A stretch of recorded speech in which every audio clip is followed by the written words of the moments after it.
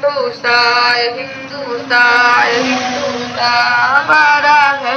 हिंदुस्तान हिंदुस्तान हिंदुस्तान हमारा है।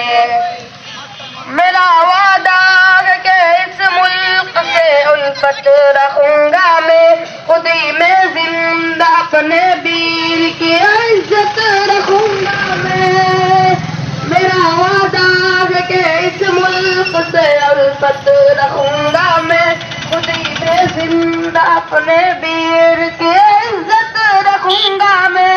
मिटा दूं तो लिया दुश्मन पियो ताकत रखूंगा मैं छोटा हूँ जवानों से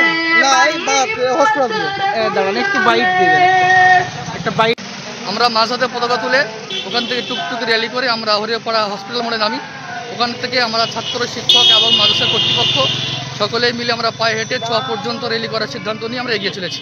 আলহামদুলিল্লাহ আমাদের হরিয়াপাড়া পুলিশ প্রশাসন সকলে আমাদের সাথ দিয়েছে।